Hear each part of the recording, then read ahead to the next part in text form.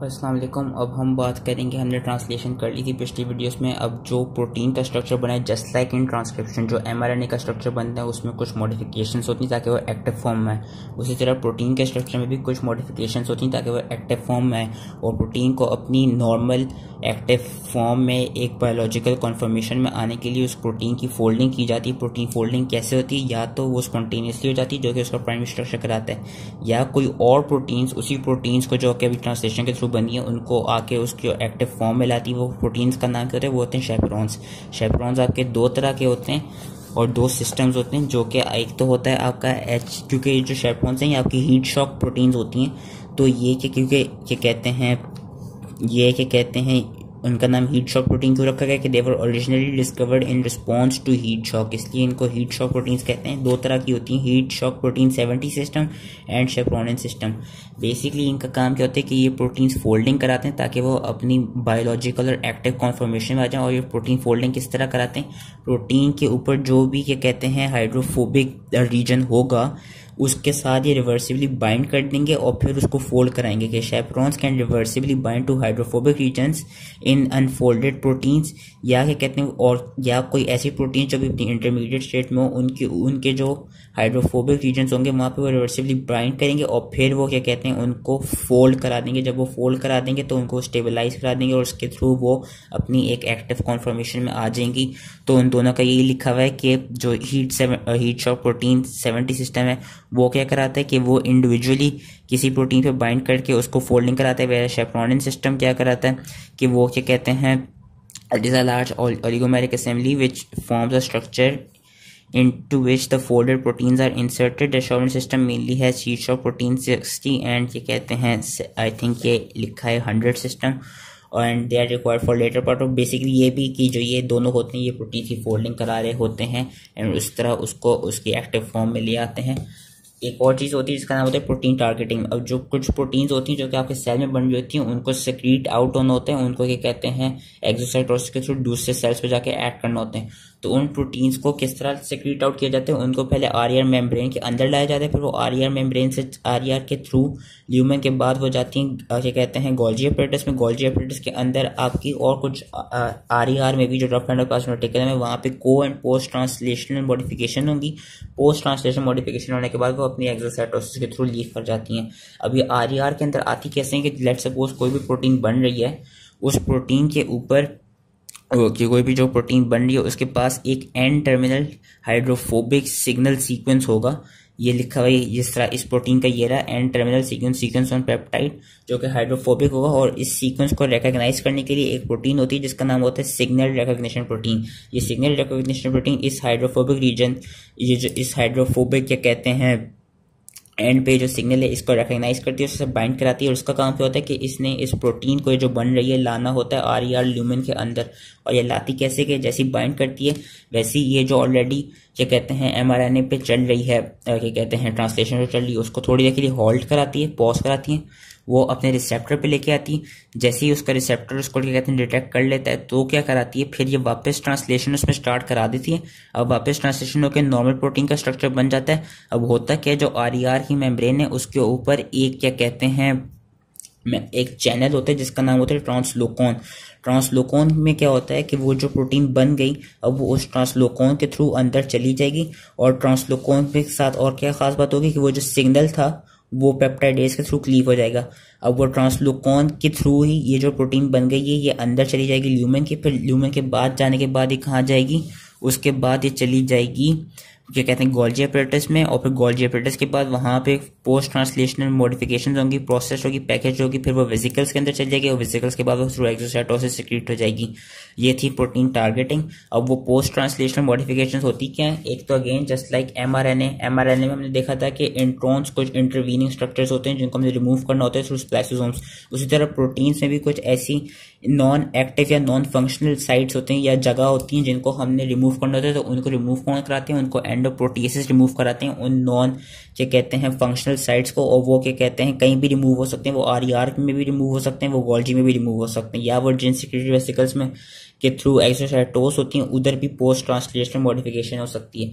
कुछ बाकी post translation modification कैसे होती है कि कोवेलेंट अटैचमेंट्स लग जाती हैं किसी और ग्रुप्स की, उनमें आपकी क्या आ जाती हैं, उनमें आपकी फॉस्फोराइलेशन, ग्लाइकोसाइलेशन, हाइड्रोक्सिलेशन और बाकी भी जो कहते हैं अदर कोवेलेंट मॉडिफिकेशन आ जाती हैं। फॉस्फोराइलेशन में क्या होगा, हमने क्या कहते हैं काफ़ी बायोकेमिस्ट्री जितनी भी पढ़ी हमने पढ़ा है कि कुछ एंजाइम्स अपनी फॉस्फोराइलेटेड फॉर्म में एक्टिव होते हैं, कुछ नहीं होते।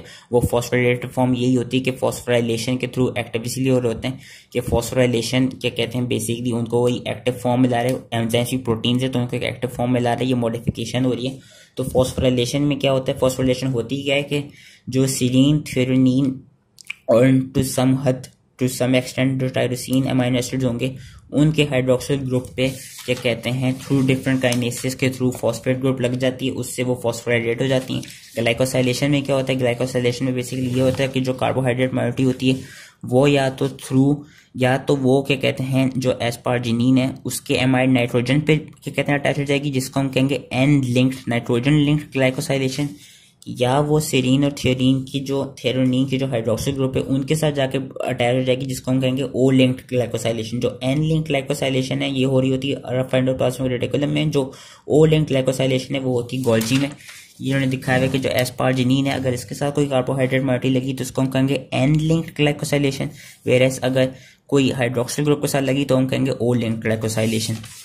बाकी भी हाइड्रोक्सिलेशन होती है, ये ज़्यादातर कोलेजन के मॉलिक्यूल में देखी जाती है कि कोलेजन में जो प्रोलीन और लाइसिन के रेसिड्यूज होते हैं वहाँ पे हाइड्रोक्सिलेशन लग जाती है थ्रू डिफरेंट हाइड्रोक्सिलेसेस, जिससे कि इसकी ये पोस्ट ट्रांसलेशनल मॉडिफिकेशन होती है। कुछ में कार्बोक्सिलेशन होती है, यूजली लिवर में देखा जाता है क्योंकि लिवर में कुछ क्लॉटिंग फैक्टर्स बनते हैं, उनमें क्या होता है कि क्या कहते हैं विटामिन के डिपेंडेंट आपके ग्लूटामिन रेसिड्यूज लग जाते हैं कुछ क्या कहते हैं कुछ प्रोटीन्स पे, कुछ क्लॉटिंग फैक्टर्स पे, जिसके थ्रू वो एक्टिवेट होते हैं कि carboxyl groups can be added to glutamate residues by vitamin K dependent carboxylation and the resulting gamma carboxylatamate residues are essential for the activity of several of the blood clotting proteins। blood clotting proteins पे जब क्या कहते हैं यही आपके क्या कहते हैं कार्बोक्सिल ग्रुप्स लगेंगी मॉडिफिकेशन के थ्रू, तो उससे वो जो क्लॉटिंग फैक्टर्स होते हैं आपके ब्लड में वो मेच्योर हो जाते हैं, वो एक्टिवेट हो जाते हैं।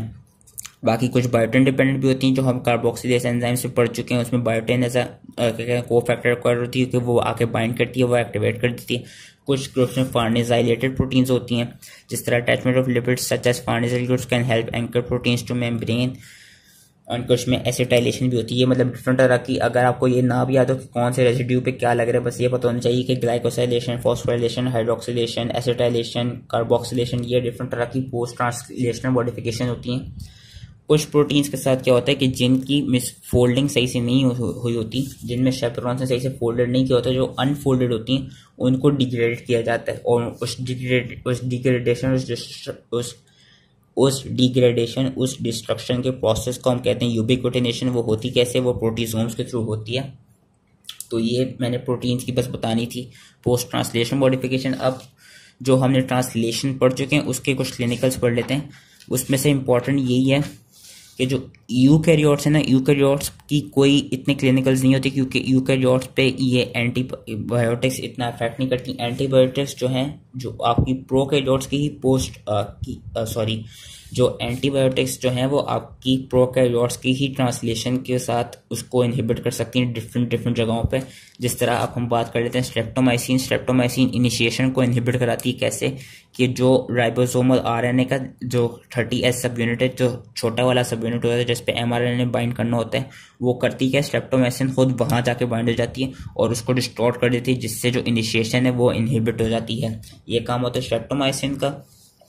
एक आपकी होती है टेट्रासाइक्लिन क्या करते हैं, ये इलोंगेशन को इनहिबिट करा देते हैं। कैसे कि वो जो 30S सब यूनिट है उधर जाके क्या कहते हैं उस जगह पे जाके वो बाइंड करेंगे और वो they will block the access to amino acid tRNA to the A side, thereby inhibiting elongation. Basically जो ए साइड होती है ना वहां पे जाके वो बाइंड कर देते हैं और उस जगह को ब्लॉक कर देते हैं। इससे होगा क्या कि जो नया टीआरएनए आना होता है जिसने ए साइड पे आके लगना होता है वो लग नहीं पाएगा क्योंकि वहां पे टेट्रासाइक्लिन्स होगी, जिसकी वजह से इलोंगेशन आपकी इनहिबिट हो जाएगी, जिसकी वजह से आपकी प्रोटीन सिंथेसिस इनहिबिट हो सकती है।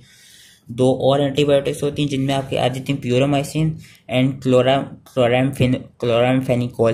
Pyridomycin क्या कराती है? It bears a structural resemblance to amino acid tRNA and accepts a peptide from P site, causing inhibition prolongation resulting in premature termination both prokaryotes and eukaryotes. ये ज़रा eukaryotes में भी इनहिबिट कर देती है। इसका काम क्या होता है? क्योंकि जो इसका स्ट्रक्चर होता है ना, वो बेसिकली टीआरएनए से क्या कहते हैं रिजेम्बलेंस में होता है।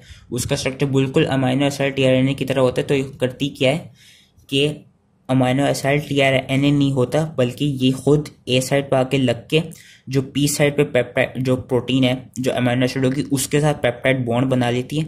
तो उसकी वजह से होता क्या है कि क्या कहते हैं जो इलोंगेशन है, अगेन इलोंगेशन का प्रोसेस हो नहीं पाता क्योंकि जो पेप्टाइड बॉन्ड होता है वो इस एंटीबायोटिक के साथ बन गया होता है, जिसकी वजह से टर्मिनेशन बहुत जल्दी हो जाती है। जब इस एंटीबायोटिक के साथ आपका पेप्टाइड बॉन्ड बन जाता है तो टर्मिनेट हो जाती है, प्रोटीन की जो सिंथेसिस है वो टर्मिनेट हो जाती है। और ये दोनों प्रोकैरियोट्स और यूकैरियोट्स में होता है। एक और आपका एंटीबायोटिक होती है जिसका नाम है क्लोरामफेनिकोल। क्लोरामफेनिकोल क्या है?